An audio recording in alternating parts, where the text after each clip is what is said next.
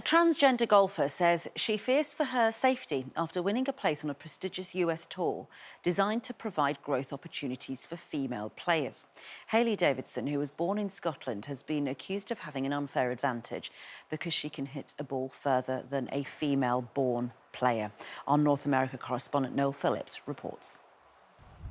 Of all the shots that she has hit over the years, Hailey Davidson never expected to find herself at the centre of a political storm around transgender athletes competing against women in elite sport. The 31-year-old, who was the first male-born golfer to win a professional women's event, is speaking out exclusively after revealing she's received a number of death threats just days after winning this women's tournament. 3 years on from her gender reassignment surgery, and Hailey's determined to keep going and hopes to one day qualify for the Scottish Open.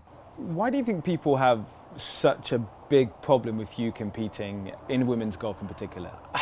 Funny enough, I for some reason people think by me playing, like, golf is going to be destroyed and it's going to end and there's going to be no more women's golf, and honestly that's I don't understand it. I don't get what the fear of me, one person, is doing. I mean, it's funny, I saw some of the articles online saying, oh, it's I stole I stole a trophy from someone. I mean, you can say that to anyone. If Mary Lou wins and someone comes in second, she can just point out something she doesn't like about the girl that won and just go, oh, I don't, she shouldn't be allowed to play because of this. It's, my thing is, it's not like I went out there and broke any records or anything like that. I worked my butt off. I work full time at nights. I go to the golf course and practice every single day before work, both my days off. I mean, this is all I've done my whole life. It's not like I magically picked up golf out of nowhere and it was like, oh, because I'm trans and I was born male that I'm magically a good golfer. I mean, that's not how any of this works. For a lot of people, because you were born a man, you clearly have an advantage. Do you accept that? Honestly, I 100% agree. The men do have advantages. Say you get a trans person on hormones for a year, no surgery, nothing. Of course, for the most part, they're going to have an advantage. People tend to often point to studies, and those studies show that it is an undisputed fact that men are physically stronger than women. Oh yeah, agreed. And therefore, people will look at you and say, surely and clearly it is obvious to see that you would have the upper hand as you're playing against other women. And I would agree if that were me, say 5 years ago. I mean, I've started transitioning 8.5 years ago, and as much as I wish I could have played back then and wanted to play 2 years after transitioning, no, it's clearly unfair. I think my whole philosophy behind all this is I don't believe trans people should be banned from sports, but I do believe there need to be guidelines in effect. Because, like I said, I mean, going back even 4 years ago, or even before I had surgery, I definitely had an advantage. I would 100% agree with that. But the difference is, now the years have gone on, I'm 3 years after surgery, and my physical capabilities now compared to back then are night and day. I just want to read you a few comments from high-profile sporting figures who have criticised the thought of you being included in the LPGA. I know this is from a few years ago, but it's still something that people talk about. Judy Murray tweeting, it's not fair at all, protect women's sport, listen to the facts, the scientists and the medics, this is wrong. You look at Twitter, in light of your recent win, there are people saying things like Hailey Davidson is destroying women's sport. What's your message to them and the impact their words and rhetoric is having on your life?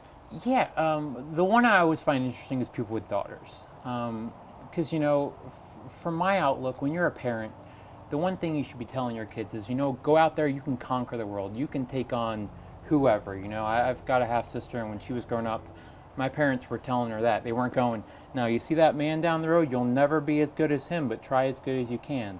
I always find it interesting when people with daughters are, oh, you're ruining my daughter's life. And it's like, well, why aren't you telling your daughter she can go conquer the world? You've obviously got your parents supporting you and a lot of people around you and rallying for you.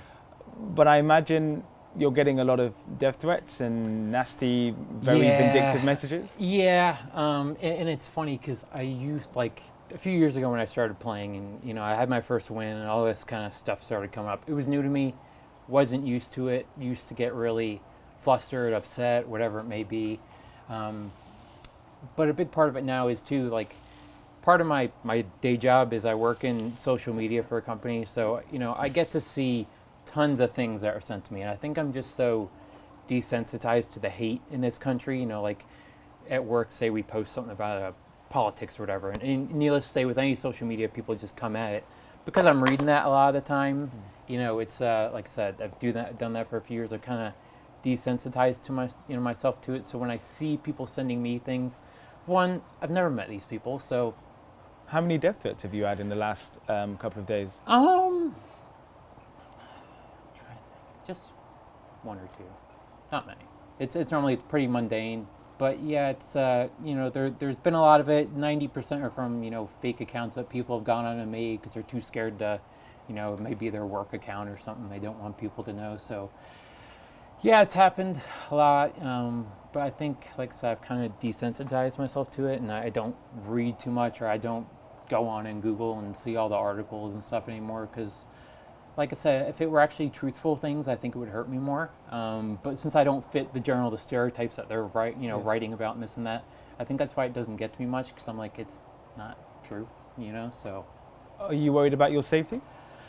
A little bit, yeah. Especially being here in Florida, it's not the nicest state when it comes to certain things, or the way trans people may be treated. So, unfortunately, with the rhetoric that is kind of spewed down here, it's, I don't go out and do a ton much because of that. I'm not, going out at nights or going to restaurants, or, one, that's expensive. But even if I could, it's just, I watch myself when I sit in a restaurant. I'll always have my back to a wall and things like that. It's, I know I had an issue for a while when we were going back into the office at work. It just felt a little uncomfortable for me, just because, again, not because it was my work, but it was me just going out again. You never know what kind of craziness there's going to be. I mean, you hear stories now of politicians and this or that with threats, and again, I know I don't say fight back or things, but I'm sure that'll probably piss the wrong person off, that I didn't go and fight back with them or give them an argument, that they'll, do whatever. But it's, my visibility is only going to help some kid in the future. So if someone's going to get pissed off and angry, I'd much rather them be pissed off and angry with me than some kid who can't cope with it, can't deal with it, doesn't have the support. It may suck at times, but I'm pretty sure I can handle it. I've gone through this, like I think I was born with my feet backwards. I've had 30 surgeries there. I mean, I've dealt with enough. I'm pretty sure some angry statements said about me from people I don't know. What are you going to do, Putting aside the Ladies Professional Golf Association, you've got your sights set on the Scottish Open. That's a dream of yours. That would be my number one. And oddly, I don't know if it will be this way forever, but where they started playing it 2 years ago was the town I was born in Irvine. So I think that's a part of it too, because it's literally born, right now in the town I was born in. It's like that extra connection. It would be probably one of the few tournaments that, my aunts and uncle would actually ever get to see me play in. And yeah, it's just, that's my connection back home. My parents still have, full accents. All we generally watch is like British and Scottish TV. So, I mean, other than the fact that we're here in Florida and it's really hot, we still do so much of trying to bring back home to us. I mean, honestly, if Scotland wasn't as cold and wet as it is, I think we'd probably still be back there. I know my mom definitely would. But, it's, I think no matter what tournament it is, I think that's the one that will always, even if I could just play in that one day. And that's why I started to realize, while I may have dreams of winning this tournament or that, just getting there and actually playing it is, you got to have step one first. You can't win something before you can play in it.